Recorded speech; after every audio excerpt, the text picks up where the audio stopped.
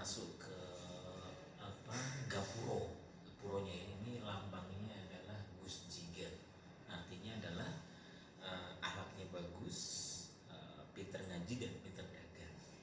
Ini adalah konsep yang dulu dibawa oleh Sunan Kudus dan ini di boomingkan oleh Mubarak Food. Dan hari ini kita akan belajar banyak tentang spot-spot yang di dalamnya ada nilai-nilai Gus Jigan. Kenapa mengambil Gus Jigan? Karena Gus Jigan mampu membuktikan bahwa tiga nilai ini yang akan memberikan sebuah kontribusi besar untuk membangun sebuah peradaban. Satu, bagaimana akhlak. Kita lihat di media sosial, kita lihat bagaimana di berita-berita terkini, masalah akhlak adalah krisis terbesar bangsa kita, betul nggak?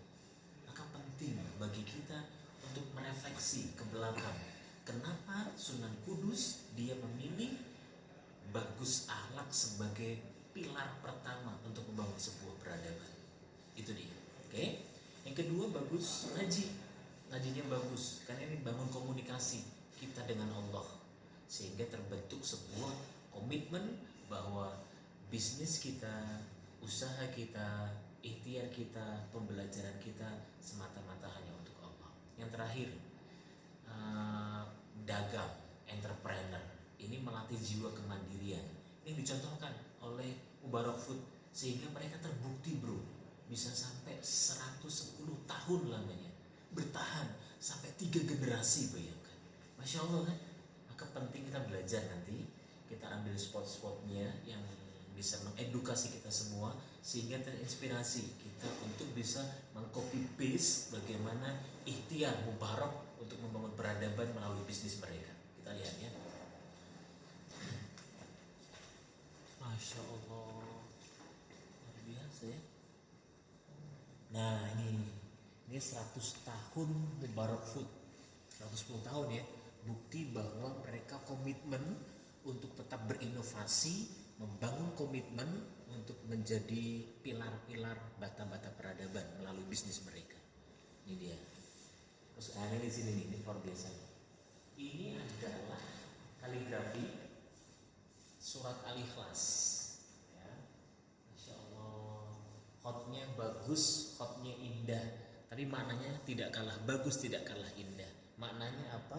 Maknanya adalah dalam berbisnis, dalam kehidupan Anda yang lebih besar, berbangsa, bernegara, Anda jangan pernah melupakan peran Allah di sana. Kan terbukti Allahus Somad, Allah tempat bergantung.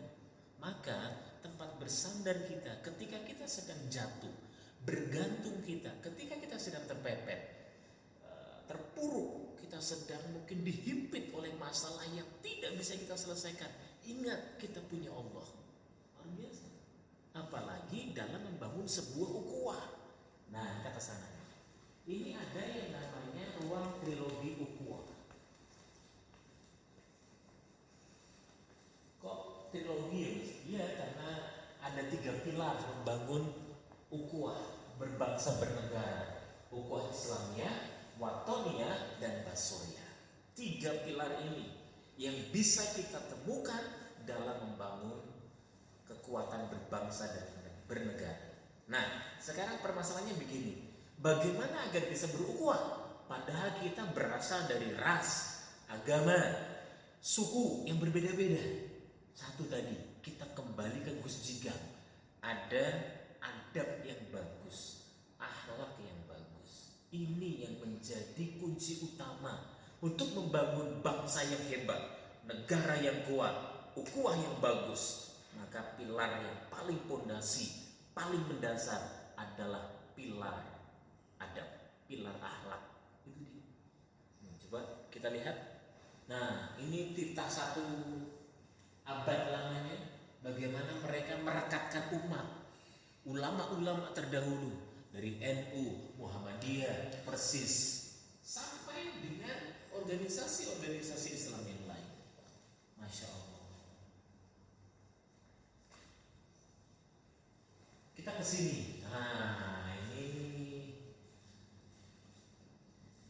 Godfather-nya negeri kita tercinta dari Ayahanda Pak Karno sampai yang terakhir adalah ini dia.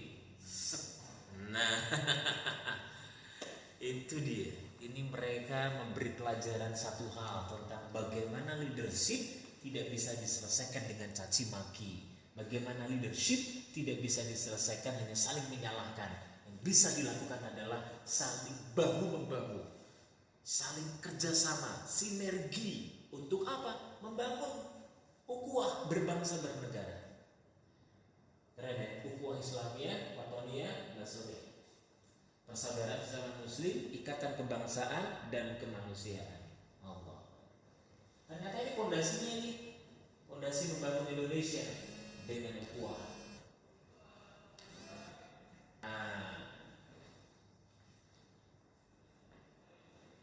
Ini trilogi ukhuwah. Ternyata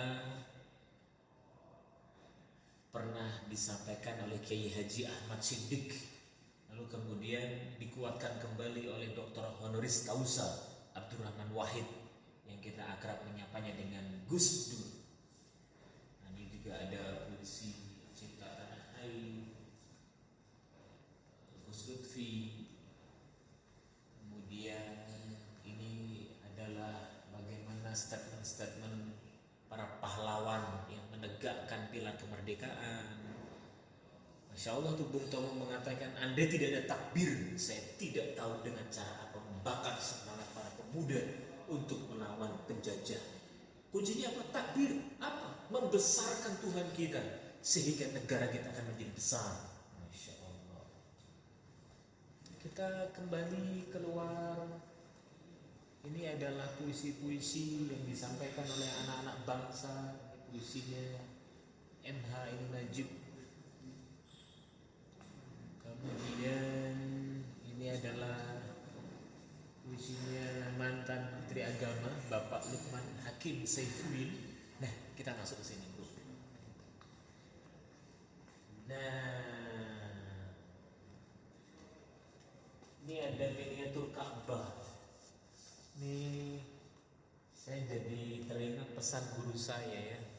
Apapun peran Anda, apapun bisnis Anda, apapun aktivitas Anda, whatever, apapun itu, jangan pernah melupakan peran Tuhan.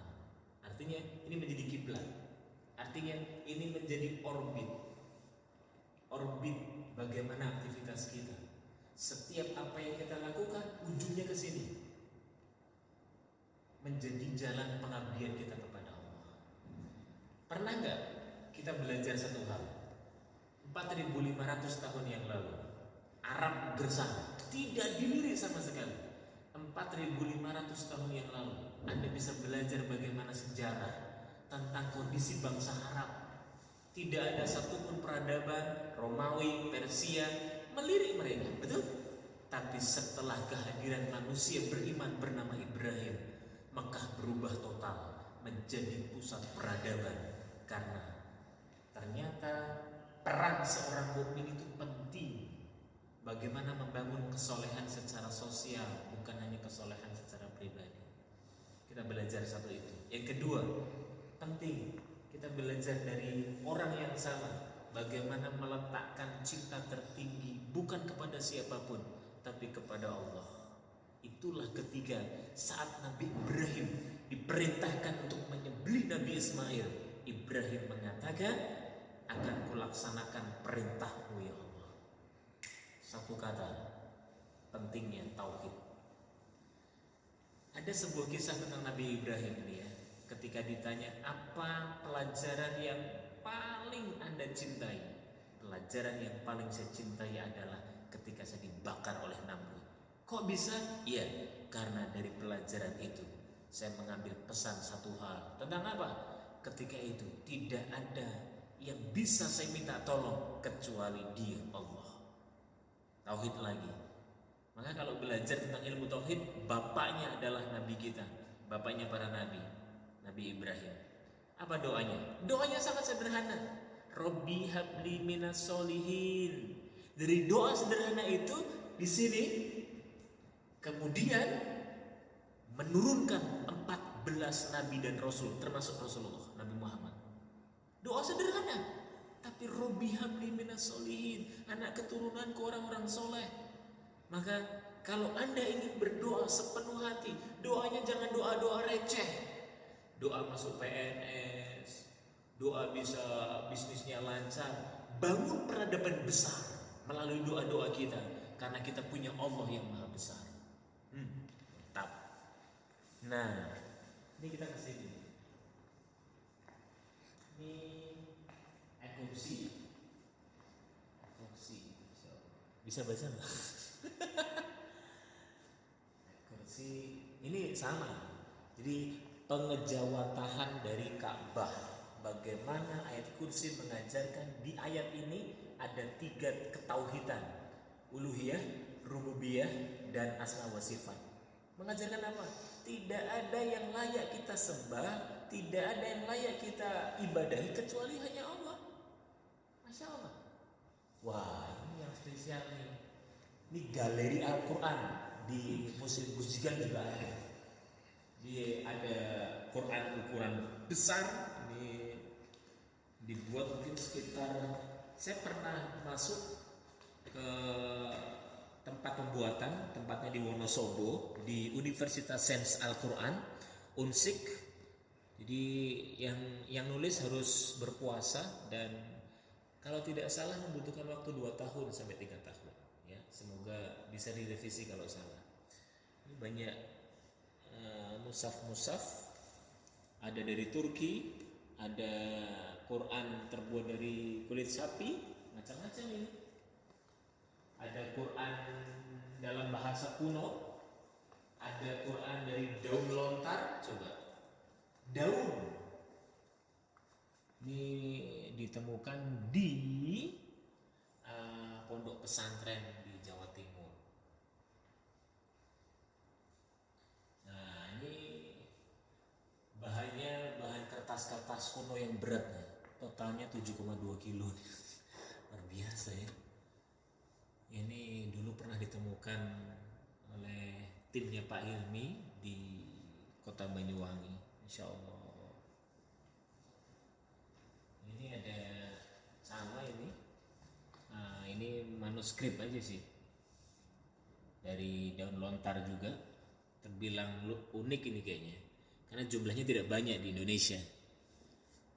Masya Allah. Umurnya 3 abad nih. 300 tahun.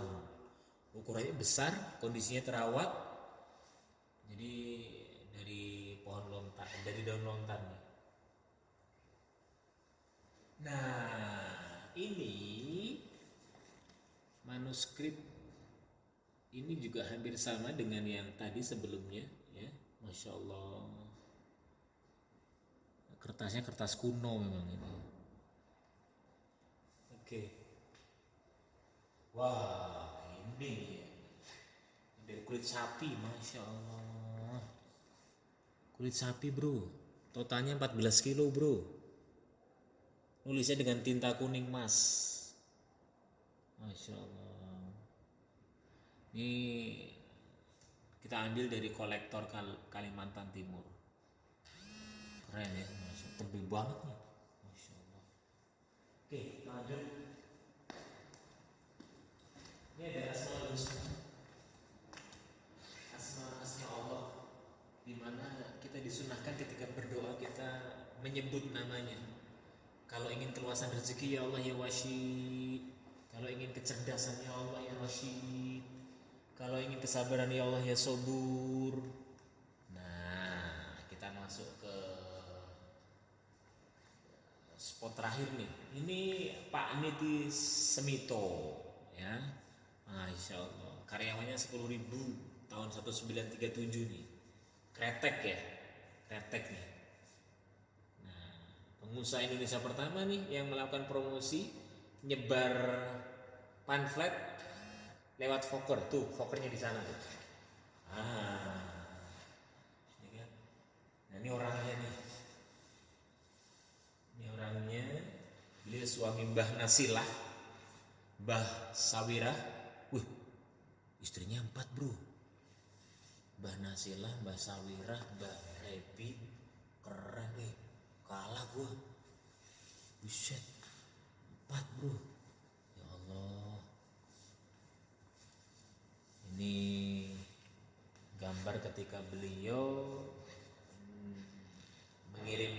Maroko di daerah mana ini?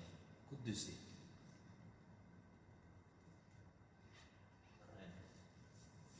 Ini kolektornya beliau, Mbah Niti Semito. Kolektornya beliau. Ini fotonya. Oke. Nah, ini dia. Ini rumah kapal atau omah kapal dibangun 1930, bro. Punya arsitek yang modern ya. Gayanya streamline, luar biasa nih. Dibangun sama Pak Haji Mujahid ini. Masya Allah. Untuk mengenang perjalanan beliau ketika beliau mau naik haji. Karena waktu itu satu-satunya untuk naik haji kapal. Lokasinya ada di Jalan Asnawi. Oke. Salah satu landmark ikon kota Kudus nih. Oke. Yes. Luar biasa ya. Selanjutnya kita masuk ke jalan-jalan ke stasiun. Stasiun ini biasanya jalan sih kalau ada pengunjung, karena saya adalah ilegal, jadi tidak diperkenankan untuk menghidupkan mesinnya ya. Ini stasiun Mayong, Kudus, Semarang. Stasiun? Oh, balapan ini? Oh, bukan. Stasiun Tugu. Nah, ini spot terakhir kita. Kenal ini gak, bro? Ini namanya Mbah Raden Mas Panji Sosrokartono, ya. Beliau salah satu orang paling jenius di timur dulu. Ternyata kakaknya Mbak Kartini, Masya Allah ya. Tapi kita jarang mendengar namanya. Apalagi kita mendengar bagaimana karya-karya beliau yang melegenda. Hebat. Beliau hafal 24 bahasa asing, Masya Allah. Mirip kayak saya 11-12. Dari beliau kita belajar banyak hal. Ini sampai perpustakaan diabadikan di Mubarak Food. Masya Allah, keren ya. Nah, apa pesannya dari Mbah Sosro? Satu pesannya, belajar jangan pernah berhenti. Mulutmu tidak bisa dikunci selamanya. Pikiranmu tidak bisa selamanya dibatasi. Kalau engkau tidak menyibukkan dengan sesuatu yang besar, engkau akan disibukkan dengan sesuatu yang remeh. Mau nggak? Maka pilihan hanya pada kita. Mau berbuat sesuatu yang besar, membangun peradaban melalui bisnis kita, keilmuan kita, atau kita hanya melakukan hal-hal seperti manusia biasa. Hari ini kita belajar sama Mbah Sosro tentang bagaimana seorang jangan pernah berhenti belajar. Guru contohnya, kalau Anda berhenti belajar, nggak usah ngajar nih. Jangan sampai guru hanya memindahkan ilmu dari buku ke murid, jangan sampai. Terus apa bedanya Anda dengan Google? Anda harus mengajarkan sesuatu yang tidak diajarkan oleh Mbah Google. Setuju? Apa itu? Attitude, akhlak, sikap, karakter. Semoga bermanfaat. Mohon maaf lahir batin. Kalau pengen berkunjung lebih mendalami tentang Gus Jigan, Anda bisa ke sini, Museum Gus Jigan, tempatnya di Mubarak Food. Jangan lupa beli oleh-olehnya. Anda akan terkesima dengan spot-spot yang ada. Terima kasih. Salam untuk keluarga di rumah. Salam rindu dan doa untuk Bapak Ibu semuanya. Assalamualaikum warahmatullahi wabarakatuh.